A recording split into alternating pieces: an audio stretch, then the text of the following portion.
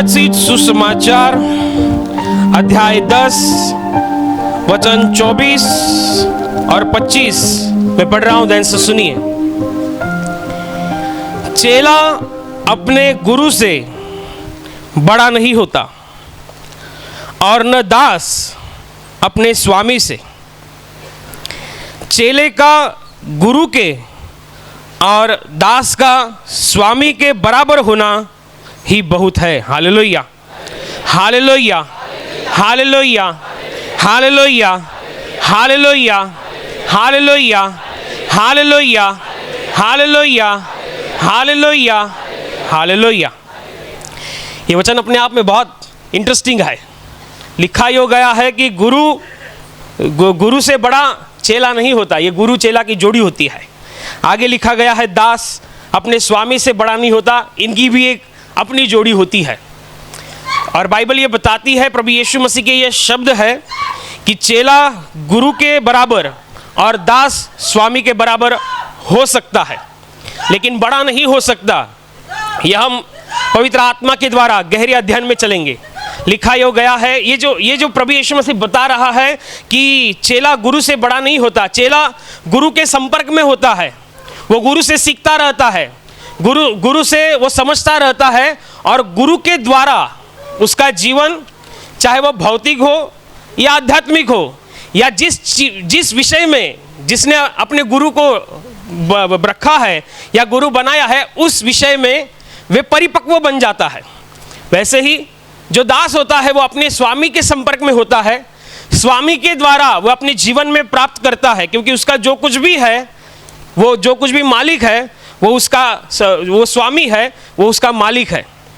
और यीशु मसीह कहता है कि चेला जो गुरु के संपर्क में रहता है उसके द्वारा सीखता है, समझता है, अनुभव करता है और सिद्ध बनता है। तो इसका मतलब ये नहीं होता कि ये चेला गुरु से एक दिन बड़ा हो जाएगा। गुरु होता है। और यदि दास जो होता है वो अपने स्वामी के साथ रहता है, उसके साथ खाता पीता है, उसके सानिध्य में, उसके मध्य में वो जीता है, अपने जीवन को वो सुधारता है, उसका भी जीवन मान सुधारता है, तो सब अच्छा है। लेकिन उसका मतलब ये नहीं होता कि वो दास भी स्वामी के बराबर, अपने मालिक के बराबर समझे। मालिक अपने स्वामी जो होता है वो अपने दास को कुछ अधिकार तो देता है कि तू मेरा अच्छा दास है करके, लेकिन दास कभी ये ना समझे कि मैं ही घर का मालिक हूँ, तो कभी मेरा दिमाग घूम जाए तो मैं मालिक को घर से बाहर निकाल दूंगा। ऐसा नहीं होगा। मालिक है, मालिक के पास पैसा है, गुरु है। गुरु खुद में ज्ञान का वो एक भंडार होता है। कुमति कीजिए चेला भरा गुरु ज्ञान जल होए, जन्म जन्म का मूर्छा पल में डारे धोए। तो गुरु होता है। यदि चेला छोड़ के चला जाए तो गुरु का ज्ञान कम नहीं होगा, गुरु ही रहेगा। और यदि दास छोड़कर चला जाए तो स्वामी की संपत्ति कम नहीं होगी, वो दूसरा रख लेगा। तो ध्यान रखना, यदि स्वामी को यदि कोई दास छोड़कर जाए तो स्वामी का नुकसान नहीं है, दास का नुकसान है। यदि चेला गुरु को छोड़कर जाए तो गुरु का नुकसान नहीं है, चेले का नुकसान है। तो यीशु मसीह ये कहता है कि इसको बराबर, ये गणित को समझो कि चेला गुरु के ऊपर नहीं जाता, वो गुरु के समान हो सकता है, गुरु के सरीका हो सकता है, क्योंकि वो उसके साथ रहता है। और जो दास रहता है वो अपने स्वामी के साथ रहता है, तो उसके समान हो सकता है, उसके ऊपर नहीं। तो यीशु मसीह जब ये बात को बताता है तो यीशु मसीह ये भौतिक तौर पर नहीं, वरन ये आध्यात्मिक तौर पर बताता है। प्रभु यीशु मसीह की सारी बातें आध्यात्म की तरफ है। प्रभु यीशु मसीह की सारी बातें स्वर्ग की ओर से आती है, इतनी कि वह परमेश्वर की मन की भीतर की बातें हमारे सामने खोल कर रख देता है। जब यीशु मसीह ये बताता है, इस बात को बताता है, तो ये एक ट्यूनिंग को बताता है, ट्यूनिंग को दर्शाता है। समस्वरण को एक साधे शब्द में बताया जाए तो ताल से ताल मिलाने को। यदि चेला गुरु के ताल से ताल मिलाए तो गुरु जो बोलेगा वो चेला बराबर समझता है। लेकिन यदि ताल से ताल ना मिलाए तो गुरु कितना भी ज्ञान भरी बातें बताए, वो सिर के ऊपर से चली जाएंगी। बड़ा गुरु करेंगे, लेकिन ज्ञान की बातें आप ताल से ताल नहीं मिला पाए अपने गुरु से, तो वो सर के ऊपर से चली जाएगी। और यदि दास अपने मालिक से ताल नहीं मिला पाया तो मालिक कुछ और बताता रहेगा, दास कुछ और सुनता रहेगा, गड़बड़ होती जाएगी और एक दिन वो काम से निकल जाएगा। तो हमें यदि परमेश्वर के राज्य में बनना है, विश्वास की यात्रा को तय करना है, तो हमें भी परमेश्वर की ताल में बनना अवश्य है। जो वो कहता है, यदि हल्का सा भी इशारा करे तो आपको पता होना चाहिए कि परमेश्वर क्या कहना चाहता है। हम परमेश्वर के ऊपर नहीं है, लेकिन परमेश्वर ये कहता है जैसा मैं हूं वैसे तुम भी बनो, जैसा मैं हूं। प्रभु यीशु मसीह कहता है चेला गुरु से बड़ा नहीं, लेकिन चेला गुरु के बराबर हो सकता है। लेकिन कब? जब वो ताल से ताल मिलाए, जब वो उसके साथ वफादारी से रहे, पूरी सच्चाई से रहे, तब ये हो सकता है। यदि ताल से ताल ना मिला पाए तो ध्यान रखना नुकसान हमारा हो सकता है। तो ये परमेश्वर हर एक विश्वासी को ये बात बताना चाहता है जो हम समझ रहे हैं, जो हम सीख रहे हैं। एक बार ऐसे होता है कि प्रभु यीशु मसीह एक बहुत बड़ा चमत्कार करता है। बहुत बड़ी भीड़ को वो 5 रोटी और 2 मछलियों के द्वारा खाना खिलाता है, जिसकी संख्या बाइबल में 5000 बताई गई है। एक बार ऐसे ही और एक चमत्कार करता है जिसकी संख्या 4000 बताई गई है।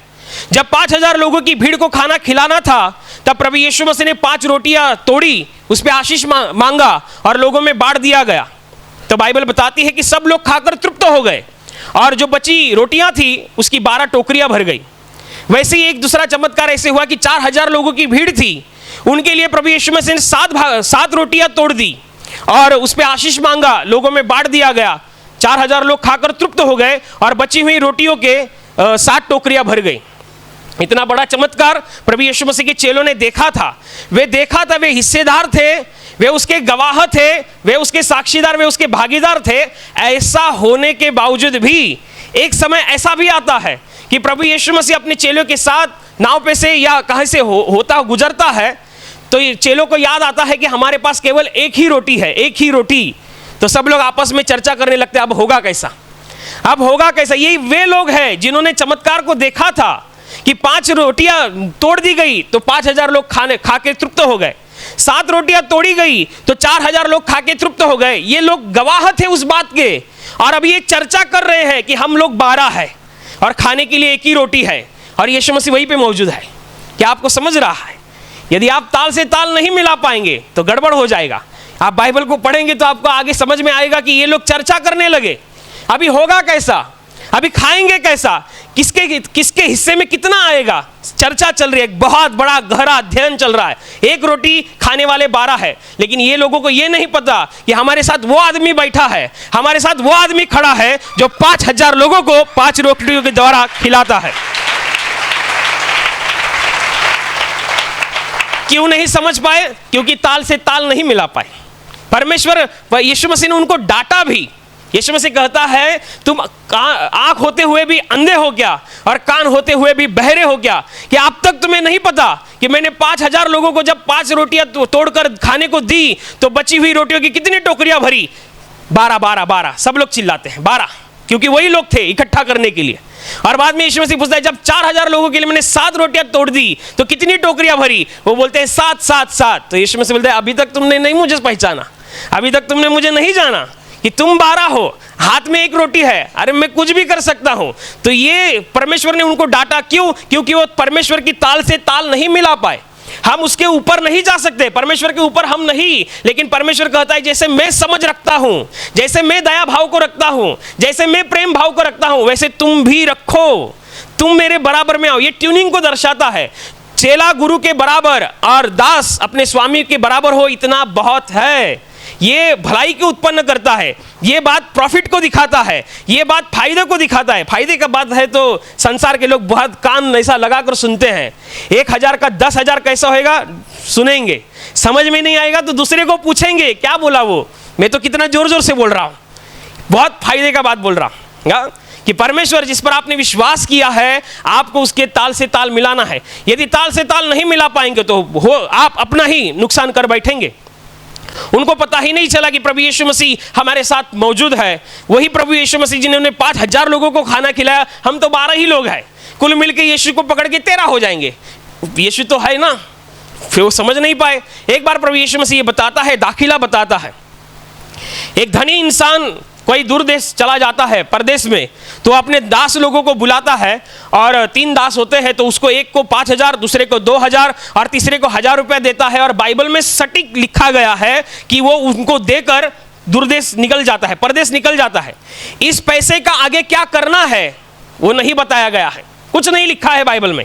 यीशु मसीह ने दाखिले में जो बताया गया है आप वही शब्दन शब्द के द्वारा सुनो। बाइबल लिखता है, प्रभु यीशु मसीह कहता है, एक को 5,000 दिया गया, दूसरे को 2,000 दिया गया, तीसरे को 1,000 रुपया दिया गया और मालिक दूर देश कहीं घूमने चला गया। तो इस पैसे का क्या करना है, कैसे करना है, किसी को कुछ नहीं पता। लेकिन जिसको 5,000 दिया गया था उसने दिमाग लगाया कि मुझे यदि 5,000 दिया गया है तो इसका मतलब मुझ पर यह भरोसा रखा गया है, तो मुझे कुछ ऐसा करना चाहिए कि मालिक जिससे खुश हो।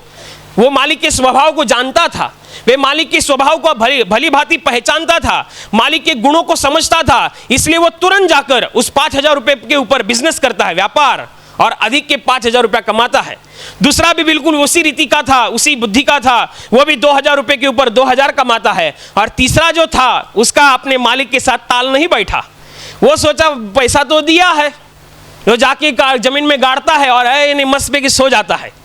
उसको कुछ बोला नहीं गया, किसी को कुछ नहीं बोला गया है कि पैसा दिया है तो क्या करना है। लेकिन दो लोग मेहनत कर रहे हैं और मालिक के आने के बाद हम ऐसा कुछ करें कि मालिक खुश हो जाए, इस तादाद में वो लगे हैं, इस फिरात में वो लगे हैं। और ये तीसरा, ये मस्त कई जमीन में पैसा गाड़ कर सोया है। बाइबल बताती है, यीशु मसीह कहता है मालिक लौटता है, बहुत समय बीतता है तब मालिक लौटता है और मालिक बोलता है चलो आप वापस आ जाओ, क्या है तुम्हारे पास। पहला वाला आकर बोलता है कि 5,000 रुपया आपने दिया था, मैंने अधिक 5,000 रुपया कमाया है। तो मालिक खुश होता है, धन्य है विश्वास योग्य दास, तो थोड़े में विश्वास योग्य रहा, मैं तुझे बहुत सारी वस्तुओं का अधिकारी बनाऊंगा। ये 5,000 रुपए जब दिया गया था तब कुछ नहीं लिखा है क्या करना है, लेकिन वो दास बराबर समझता था कि मालिक को खुश कैसा करना है, मैं ऐसा क्या करूं कि मालिक कैसे खुश होगा, और वो वैसे करता है और बहुत बड़ी आशीष का वो भागीदार बनता है। दूसरा आदमी जिसको 2,000 रुपए दिया गया था वो भी वही बुद्धि का था, उसने भी अच्छा काम किया, मालिक उससे भी खुश हुआ, वो भी उसको बढ़ोतरी का आशीष मिला। और तीसरा जो था वो मालिक से ताल नहीं मिला पाया, उसको लज्जा महसूस हो गई, उसको अपनी गलती याद में, अरे मैं भी कुछ कर सकता था, अरे मैं भी कुछ कर सकता था, अभी बोलूं तो क्या बोलूं, मालिक को बताऊं तो क्या बताऊं। ये एकदम शाना माणूस निकला, अति शाना, मराठी मध्ये चांगला शब्द है अति शाना माणूस। वो दास के मालिक के पास आया, कहता है तुम कठोर आदमी है। मालिक को ही सुना दिया, तुम कठोर आदमी है, मैं तुमसे डर गया बाबा। तुम जहां पे तुम बोते नहीं वहां से तुम बटोरने के लिए जाते हो, मैं डर गया बाबा, इसलिए मैं तुम्हारा पैसा जमीन में गाड़ के आया और अभी तुम वापस आए ना तो वापस लेके आए, ये लो तुम्हारा पैसा। तो मालिक है, मालिक कितना दयालु था, इसलिए तो दोनों लोगों को आशीषों का भागीदारी बनाया, अपने आनंद में हिस्सा उनको सहभाग किया। मालिक बहुत अच्छा था, लेकिन ये अपनी गलती छिपाने के लिए, अपनी लज्जा को छिपाने के लिए मालिक पे दोष लगा रहा है, तुम ऐसा कठोर आदमी है करके। तो मालिक बोलता है इसके पास जितना है वो सब निकाल लो और उसे अंधेरी काल कोठरी में डाल दो जहां पर रोना और दांत पिसना चलता है। अपने ही गलती, अपने ही नुकसान का वो खुद कारण बन गया, अपने ही पैरों पे उसने ही कुल्हाड़ी मार दी, वो समझ नहीं पाया कि पैसा दिया गया। ऐसा बहुत बार होता है। कभी कभी मैं मेरे टीम के साथ बात करता हूं तो कभी कभी ऐसा है, समझो बारिश का मौसम है, अभी तो ठंड का मौसम चालू है, जाड़े का मौसम है, समझो बारिश का मौसम है, अगस्त का सितंबर का महीना चालू है, बारिश का मौसम है। मैंने किसी एक आदमी को बोला कि ये काम करना है, ये थैली लो, इसमें सब पेपर है, ये सब कुछ जो बताया गया है वो काम करो, और बारिश का सीजन है, ये छाता लो, तुम्हारे हाथ में दिया है, जाओ काम करके आओ। और ये जाता है, काम करता है, बहुत समय हो जाता है, बारिश भी गिरती है, बहुत समय होता है, मतलब मर्यादा से ज़्यादा समय बीत जाता है, और मैं सोचता रहता हूँ ये आया क्यों नहीं, ये अभी तक आया क्यों नहीं। और बहुत समय बीतने के बाद बारिश होकर भी जाती है और वो वापस से लौटता है, पूछता है मैंने ये काम कर दिया। मिला अच्छी बात है, लेकिन देर कैसी हो गई? नहीं, वो बारिश गिर रही थी ना, तो मैंने तो तुमको छाता दिया था, लेकिन खोलने का है कि नहीं खोलने का ये किधर बताया। हाँ, ऐसा होता है। मालिक से यदि ताल से ताल, मतलब मैं मालिक नहीं, मैं बोल रहा हूं, बाइबल बताती है आप अपने अगुए के साथ ताल से ताल नहीं मिला पाएंगे। हमारा अगुआ कौन है? हमारी सिस्टर है। सिस्टर जो बताती है हमें उससे ताल से ताल मिलाना है, जो वो समझाती है हमें ताल से ताल मिलाना है, नहीं तो आप ऐसा करेंगे। बहुत बार कभी कभी ऐसे होता है, सिस्टर कितनी बार बोलती है कि जब आप रास्ता क्रॉस करेंगे तो हमारे भाई बहन वहाँ पर मौजूद होते हैं, तो वो जैसा आपको क्रॉस करेंगे वैसा ही करना है। लेकिन कोई लोग ऐसा होते हैं, जैसे मैंने बताया, हमारे साथ प्रभु है, हम चले जाएंगे, और घुस जाते हैं बीच बीच रास्ते में। तो बाबा तुम घुसो नहीं घुसो वो तुम्हारा है, लेकिन यहाँ पे जो बताया गया ये इसलिए नहीं बताया जाता कि हमारा टाइम पास नहीं हो रहा है, ये इसलिए बताया जाता है कि आपकी सेफ्टी के लिए बताया जाता है, ये केंद्र की सेफ्टी के लिए बताया जाता है, केंद्र के लोगों की सेफ्टी के लिए बताया जाता है। लेकिन कई कई लोग होते हैं जो ताल से ताल नहीं मिला पाते और अपने ही नुकसान का कारण बनते हैं, अपने ही पैरों पर कुल्हाड़ी मारते हैं। तो हमें ऐसे नहीं करना है। आप अपने अगुवे के साथ ताल से ताल मिलाएंगे तो आप फायदे में रहेंगे। आप परमेश्वर पवित्र आत्मा के साथ ताल से ताल मिलाएंगे तो ध्यान रखना, स्वर की सारी आशीषों के आप हकदार, आप वारिसदार और आप गवाह होंगे। ताल से ताल मिलाना बहुत ही अनिवार्य है, नहीं तो आप खुद का ही कारण बन जाएंगे। ऐसे ही बाइबल में बहुत सी घटनाएं लिखी है। एक बार बाइबल में ये लिखा है कि प्रभु यीशु मसीह आराधनालय में उपदेश कर रहा था और उपदेश करते समय अचानक एक औरत वहां से गुजरती है, जिसको कुबड़ी औरत थी, वो आ रही थी। यीशु मसीह ने उपदेश को रुकाया, 18 साल से वो बीमार थी, उपदेश को रुकाया और उसके पास जाता है, कहता है स्त्री तू अपने विकार से चंगी हो चुकी है, और उसके पीठ पर हाथ रखता है। उसी घड़ी उसी क्षण 18 साल की बीमारी से वो निजात पाती है। लेकिन ये सुनने में ये एक मिनट से भी कम में मैं बोल दिया और आपने 10 सेकंड में तालियां बजाकर काम हो गया। लेकिन ध्यान रखना, वो 18 साल से आ रही थी। क्यों? क्योंकि वो परमेश्वर के ताल से ताल मिलाना जानती थी। उसको पता है मैं चंगी हो या ना हो वही मेरा परमेश्वर है, मेरी प्रार्थना का उत्तर मिले या ना मिले वही मेरा परमेश्वर है। वो 18 साल लगातार परमेश्वर के ताल से ताल मिला रही है, इसलिए वो परमेश्वर के प्रति अपने प्यार को बयां करने में वो हिचकिचाई नहीं। 18 साल आई। आज कोई इंसान प्रार्थना में आया होगा, 1 महीने से आया होगा, प्रार्थना का उत्तर नहीं आया, हो सकता है अगले रविवार को ना आए। कोई हो सकता है 1 साल प्रार्थना में आया होगा, एक ही चीज के लिए प्रार्थना कर रहा है, हो सकता है उसकी प्रार्थना का जवाब नहीं है, शायद परमेश्वर की योजना में कुछ और होगा, लेकिन ये कुछ नहीं समझ पा रहा है, हो सकता है अगले रविवार को ना आए। लेकिन इसका मतलब यह है कि आपने अभी तक ताल से ताल नहीं मिलाया है। आपको परमेश्वर, हमारी ट्यूनिंग होनी चाहिए। यीशु मसीह कहता है कि चेला गुरु के बराबर और दास अपने धनी के बराबर हो, इतना बहुत है, क्योंकि ये ट्यूनिंग को दर्शाता है, समस्वरण को दर्शाता है, एक तालमेल को दर्शाता है। और जैसे ही एक इंसान की, एक विश्वासी की परमेश्वर के साथ जब तालमेल होती है, उसको इस धरती पर किसी चीज की कमी नहीं होती। बाइबल में ये लिखा गया है, एक 12 वर्ष से लहू बहने वाली औरत थी, जिसको बीमारी थी, लहू बहने की बीमारी थी 12 साल से। बाइबल बताती है कि उसने बहुत सारा पैसा खर्च किया था, बहुत से वैद्यों के पास से उसने हालअपेष्टा सहन की थी, और वो यीशु मसीह के विषय में सुनती है। वो थकी थी, निराश थी, और यीशु मसीह के विषय में सुनती है तो उसके हृदय में एक आस उत्पन्न होती है, आशा उत्पन्न होती है। और बाइबल बताती है कि जैसे उसे पता चलता है कि यीशु मसीह यहाँ पर मौजूद है, तो वह तुरंत घर से निकलकर यीशु मसीह को मिलने के लिए उस भीड़ की तरफ रुख करती है।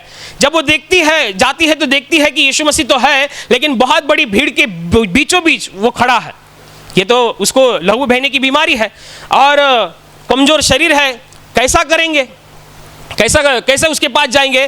तो उसने प्रभु यीशु मसीह के विषय में सुना था। बाइबल बताती है यीशु मसीह के विषय की बातें सुनकर उसके हृदय में एक विश्वास उत्पन्न होता है, और उस विश्वास के तहत वो अपने मन में कहती है, यदि मैं यीशु मसीह के कपड़े के आंचल को छू लूंगी तो उसी घड़ी उसी क्षण में चंगी हो जाऊंगी। मन में ही बोलती है, किसी को बोला नहीं है, और मन में विश्वास रखते हुए जो त्यों करके वो भीड़ में घुस जाती है। जैसा तैसा करके प्रभु यीशु मसीह के जो शॉल थी, कपड़ा था, उसका एक धागा उसके हाथ में लगता है। उसी घड़ी उसी क्षण वो अपने जीवन में चंगाई को देखती है। लेकिन ये हुआ कब? जब देखती है भीड़ के बीच में यीशु मसीह है, यीशु मसीह की बातें सुनकर उसके हृदय में विश्वास उत्पन्न हुआ। इसका मतलब जो उसने बातें सुनी थी उसके साथ उसने अपना तालमेल बिठाया। जो कुछ भी उसने सुना था तो उसके हृदय में एक विश्वास है, यदि ये चंगा करने वाला परमेश्वर है तो उसको मैं छूंगी तो मैं भी चंगी हो जाऊंगी। यदि इसके द्वारा लोगों के जीवन में निजात आई है तो मेरे जीवन में भी निजात आएगी। यदि ये बीमारियों को चंगा करने की ताकत रखता है तो ये मुझे भी चंगा करने की ताकत रखता है। जो कुछ भी उसने सुना था, उसने उस सुनी हुई बातों से ताल मिलाया। उसने अपने हृदय के विश्वास को सुनी हुई बातों से ट्यूनिंग की और उसके द्वारा उसके जीवन में चमत्कार आया। वैसे ही जब आप गवाहियों को सुनते हैं, या जब आप वचनों को सुनते हैं, वचनों के द्वारा बहुत से चिन्ह अद्भुतों को सुनते हैं, तो उसके साथ आपका तालमेल बैठना चाहिए। ये गवाही का सेशन जो होता है वो टाइम निकालने के लिए, टाइम पास करने के लिए नहीं होता, वो इसलिए होता है ताकि आप सुनो कि परमेश्वर ऐसा करता है, परमेश्वर ये भी करता है, और यदि वो ये करता है तो आपके जीवन की हर एक समस्या का वो खुद जवाब बनकर आपके जीवन में गवाही को लाता है। बहुत बार आपको ऐसे करना पड़ता है, ट्यूनिंग बिठाना पड़ता है, नहीं तो आप आएंगे। पहले के ज़माने में एफएम हुआ करते थे, आपको पता चलेगा, वो ऐसा बटन था, तो ट्यूनिंग करना पड़ता था। बराबर ट्यूनिंग में आ जाए तो बराबर आवाज़ आता था, नहीं ट्यूनिंग होता है तो खरखर आवाज़ आता था। आपको ऐसा ट्यूनिंग में रहना है। वो कोई भी हलचल करे आपको समझ में आना चाहिए। जब यीशु मसीह ने जो दाखला बताया कि मालिक ने 5,000 रुपये दिया, आगे क्या करना है कुछ नहीं लिखा था, तो उनको पता था, उस व्यक्ति को पता था कि मालिक क्या चाहता है। यदि मुझे मेरे हाथ में ये सौंपा गया है तो मालिक मुझसे क्या चाहता है ये वो भली भांति जानता था। तो आपको ऐसे रहना है। आपके जीवन में जो कुछ भी परमेश्वर हलचल करे, चाहे वो पॉजिटिव की तरफ हो या निगेटिव की तरफ, आपको लगता है निगेटिव की तरफ, लेकिन बाइबल बताती है सब बातें मिलकर भलाई को उत्पन्न करती है जो परमेश्वर से प्रेम करता है। तो आपको इस बात के ऊपर ध्यान देना हो कि जो कुछ भी आपके साथ हो रहा है, घट रहा है, या जिस भी परिस्थिति में आप हो, तो उसके पीछे परमेश्वर की योजना क्या है, परमेश्वर क्या कहना चाहता है, उन बातों से ताल मिलाओ। तो ध्यान रखना, अगला ही क्षण आपके जीवन में गवाही को परमेश्वर के द्वारा आशीषों को प्राप्त करेगा। बाइबल में प्रेरित पौलुस के विषय में ये लिखा गया है कि प्रेरित पौलुस को शरीर में एक बीमारी थी। प्रेरित पौलुस कौन था? प्रेरित पौलुस परमेश्वर का एक दास था जिसने तूफान की रफ्तार से इस संसार में कार्य किया। बहुत सी कलीसियाओं को उसने स्थापित किया। उसके पास परमेश्वर के ज्ञान का इतना बड़ा प्रगटीकरण था जो किसी अन्य चेले, अन्य दास के पास नहीं था। उसके पास परमेश्वर की सामर्थ की ऐसी चरम सीमा थी जो अन्य चेलों के पास नहीं थी। और बाइबल बताती है कि उसको शरीर में एक तकलीफ थी। इतना बड़ा परमेश्वर का दास, इतना बड़ा परमेश्वर का चेला, जिसके द्वारा बाइबल में इतना कोई बड़ा कार्य नहीं किया, इतनी पत्रियां किसी ने नहीं लिखी जो प्रेरित पौलुस ने किया। ऐसा होने के बावजूद भी उसके शरीर में एक तकलीफ थी, एक रुकावट थी, एक तकलीफ थी। और बाइबल में ये लिखा गया है वो उसे बहुत पीड़ा देती थी, वो उसको बहुत सताती थी। और इसलिए उसने परमेश्वर के पास 3 बार प्रार्थना की कि मुझे इस तकलीफ से निजात दो करके, ये तकलीफ मेरे अंदर से निकालो, ये मुझे सहन नहीं हो रहा है। उसने 3 बार प्रार्थना की तो परमेश्वर ने प्रार्थना में उससे उत्तर कहा। उसकी ट्यूनिंग थी, परमेश्वर से क्या थी? ट्यूनिंग। इसलिए वो समझ पाया। उत्तर में परमेश्वर ने ये कहा कि तुम्हारे अंदर जो तकलीफ है, जो तुम्हें सताव महसूस हो रहा है, वो मेरी कृपा है। परमेश्वर क्या कहता है?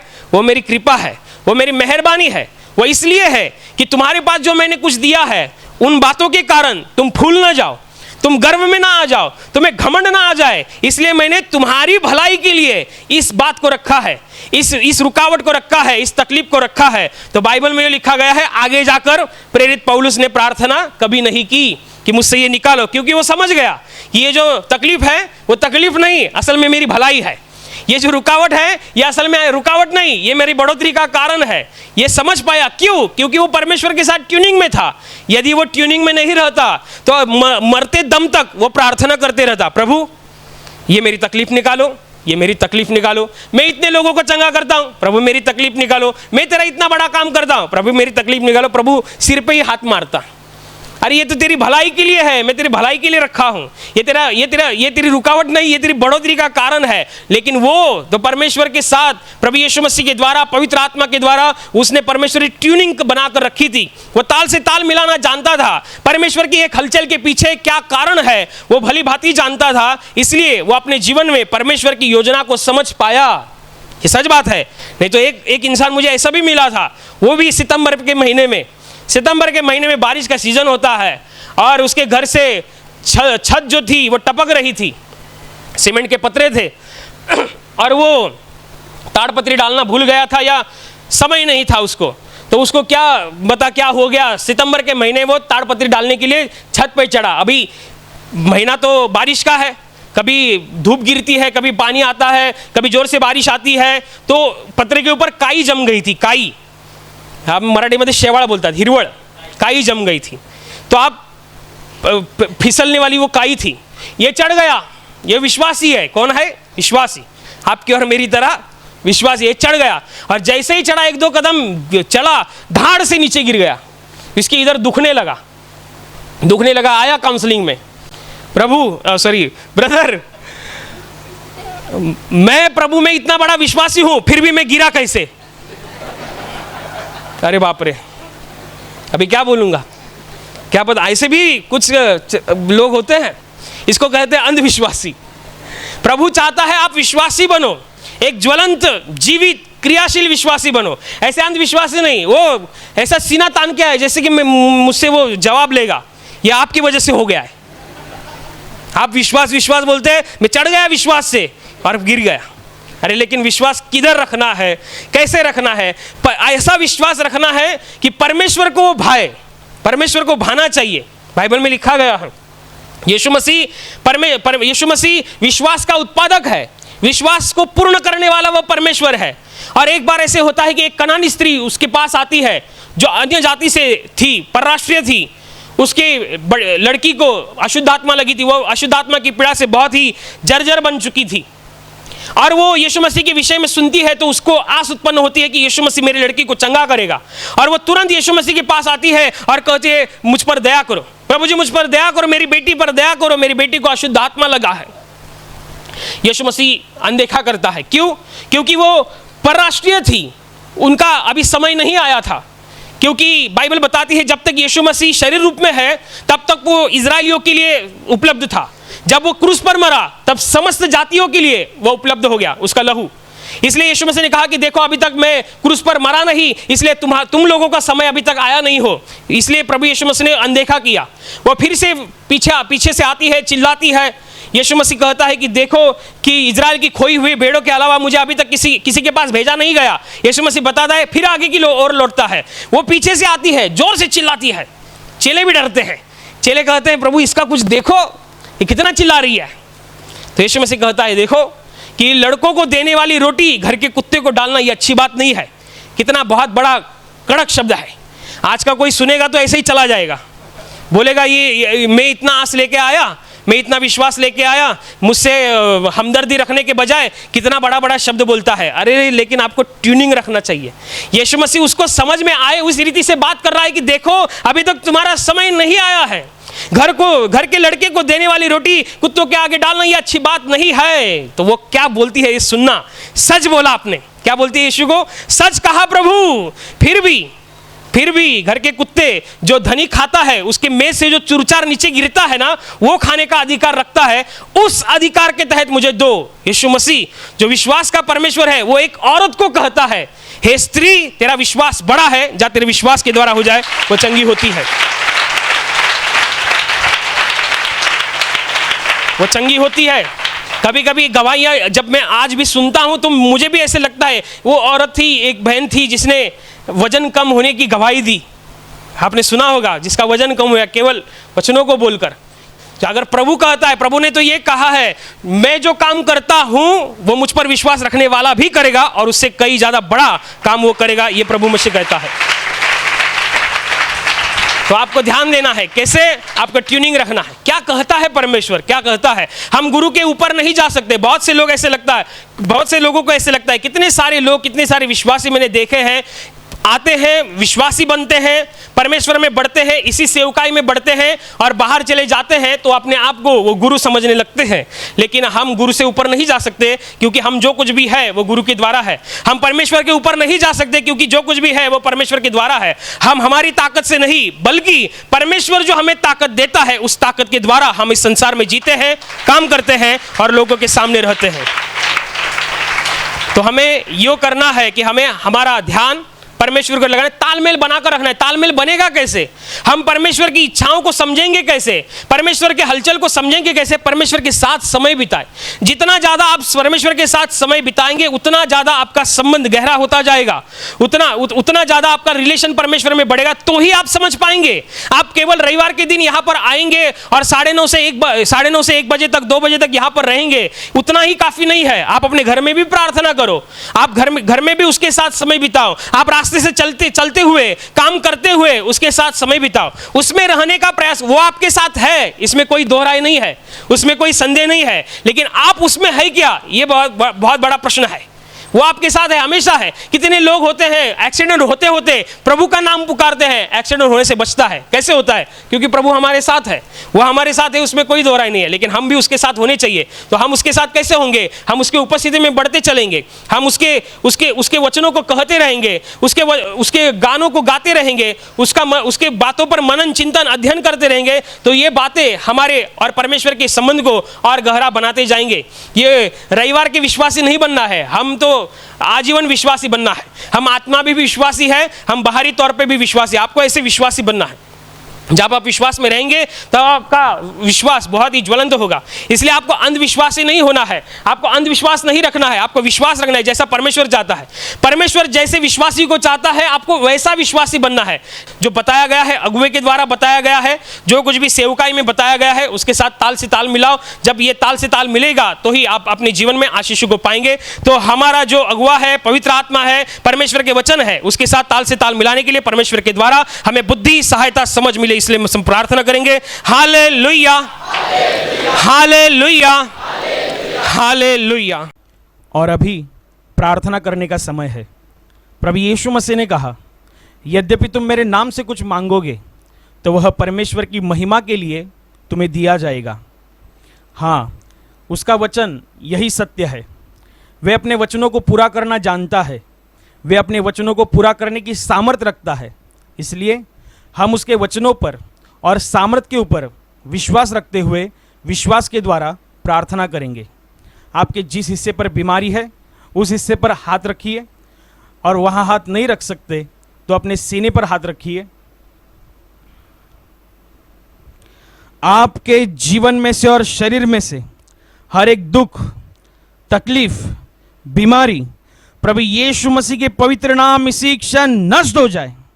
आपके जीवन के बंधन और श्राप प्रभु यीशु मसीह ने बहाए हुए पवित्र लहू के द्वारा इसी क्षण टूट जाए। आपके जीवन की समस्या और शैतान का भयावह अंधार प्रभु यीशु मसीह के दिव्य और पवित्र प्रकाश के द्वारा इसी क्षण नष्ट हो जाए। आप पर, आपके परिवार के ऊपर प्रभु यीशु मसीह के महान आशीष आए। आमीन।